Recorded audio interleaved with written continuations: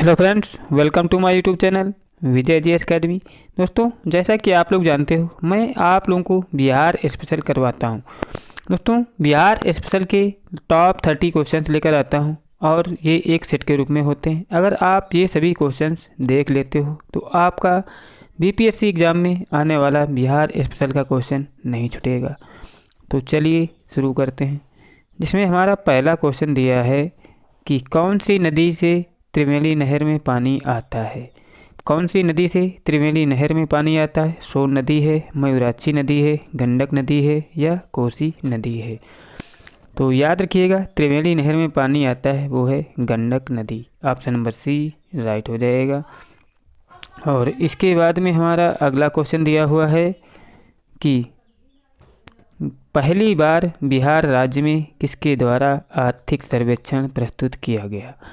तो बिहार में पहली बार आर्थिक सर्वेक्षण किसके द्वारा प्रस्तुत किया गया था? नीतीश कुमार के द्वारा, सुशील मोदी के द्वारा, लालू प्रसाद के द्वारा या इनमें से किसी के द्वारा नहीं।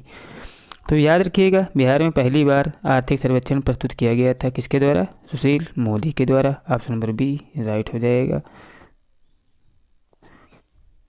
और इसके बाद में हमारा अगला क्वेश्चन दिया है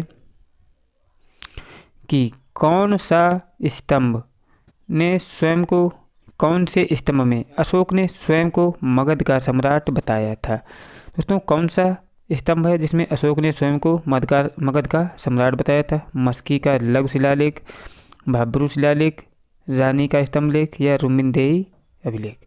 तो याद रखिएगा, जो मस्की का लघु शिलालेख है दोस्तों, इसी अभिलेख में दोस्तों अशोक ने स्वयं को मगध का सम्राट कहा था। ऑप्शन नंबर ए इसका राइट हो जाएगा। और इसके बाद में हमारा अगला क्वेश्चन दिया हुआ है कि सीता भूमि के अर्थशास्त्र के अनुसार इसका अभिप्राय क्या है। सीता भूमि के अर्थशास्त्र के अनुसार इसका अभिप्राय क्या है? तो क्या होता है दोस्तों? ऑप्शन नंबर ए है इसका, ना जोते जाने वाली अनुपयोगी भूमि, जनजातियों के द्वारा खेती की जाने वाली भूमि, ब्राह्मणों के स्वामित्व वाली भूमि या इनमें से कोई नहीं। तो याद रखिएगा, सीता भूमि होती है जनजातियों के द्वारा खेती की जाने वाली ज़मीन जो होती है, ये सीता भूमि कही जाती है। ऑप्शन नंबर बी राइट हो जाएगा। और इसके बाद में हमारा अगला क्वेश्चन दिया हुआ है कि प्रति व्यक्ति न्यूनतम आय से चालू मूल्यों पर भारत का कौन सा राज्य है। प्रति व्यक्ति न्यूनतम आय में चालू मूल्यों पर भारत का कौन सा राज्य है? राजस्थान है, गुजरात है, बिहार है या उड़ीसा है। तो याद रखिएगा, प्रति व्यक्ति न्यूनतम आय में चालू मूल्यों पर भारत का राज्य वो है Bihar. Option number C right हो जाएगा इसका। और इसके बाद में हमारा अगला क्वेश्चन दिया हुआ है कि मगध में स्थित मौर्य वंश की शासन काल की स्थापना किसने की थी? मगध में स्थित मौर्य वंश के शासनकाल की स्थापना की थी किसने? अशोक ने की थी, बिंदुसार, चंद्रगुप्त मौर्य या इनमें से किसी ने नहीं।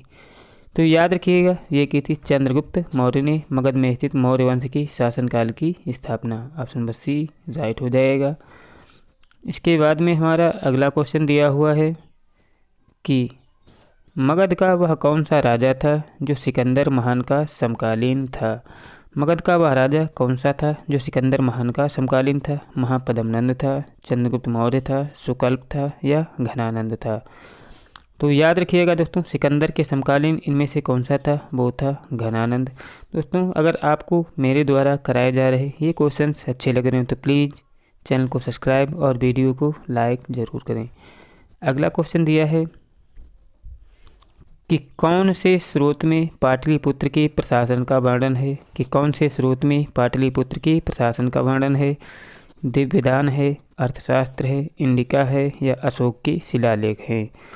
तो याद रखिएगा, पाटलिपुत्र के प्रशासन का वर्णन दोस्तों किसमें किया गया है? ऑप्शन नंबर सी राइट हो जाएगा, इंडिका।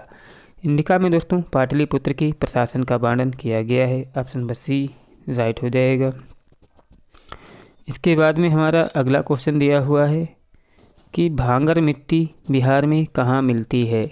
भांगर मिट्टी बिहार में कहाँ मिलती है? मुजफ्फरपुर, पूर्णिया, सहरसा, दरभंगा, मुजफ्फरपुर क्षेत्र में मिलती है या पूर्वी चंपारण, नालंदा, गया, सासाराम क्षेत्र में या गया, नालंदा, बोधगया, सासाराम क्षेत्र में या गया, बोधगया, पूर्वी चंपारण और भागलपुर में।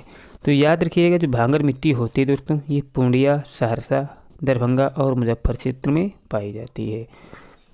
इसके बाद में हमारा अगला क्वेश्चन दिया हुआ है कि दुनिया का सर्वप्रथम गणतंत्र वैशाली में किसके द्वारा स्थापित किया गया था। आप लोगों को पता होगा कि सबसे प्रथम गणराज्य कौन था, वैशाली था। और ये किसके द्वारा स्थापित किया गया था, मौर्य के द्वारा, लिच्छवी के द्वारा, गुप्त के द्वारा या नंद के द्वारा। तो याद रखिएगा ये स्थापित किया गया था लिच्छवी के द्वारा। गणतंत्र पहला स्थापित किया गया था वो भी वैशाली में। और किसने किया था, वो लिच्छवी साम्राज्य के राजाओं ने किया था। और इसके बाद में हमारा अगला क्वेश्चन दिया है कि बिहार में कांग्रेस सोशलिस्ट पार्टी का गठन कब हुआ था। बिहार में कांग्रेस सोशलिस्ट पार्टी का गठन कब हुआ था, 1930 में, 1931 में, 1932 में, 1935 में। तो याद रखिएगा बिहार में कांग्रेस सोशलिस्ट पार्टी का गठन कब हुआ था। ये हुआ था दोस्तों 1931 में। ऑप्शन नंबर बी राइट हो जाएगा। और इसके बाद में हमारा अगला क्वेश्चन दिया हुआ है कि बेगूसराय में चौकीदारी कर के विरुद्ध कौन से आंदोलन में हिस्सा था। बेगूसराय में चौकीदारी कर के विरुद्ध में कौन से आंदोलन में हिस्सा था। असहयोग आंदोलन था, खिलाफत आंदोलन, भारत छोड़ो आंदोलन या सविनय अवज्ञा आंदोलन। बेगूसराय में चौकीदारी कर के विरुद्ध में कौन से आंदोलन में हिस्सा था, वो था दोस्तों सविनय अवज्ञा आंदोलन। ऑप्शन नंबर डी राइट हो जाएगा। और इसके बाद में हमारा अगला क्वेश्चन दिया हुआ है कि भूपेंद्र नारायण मंडल विश्वविद्यालय किस जगह पर है।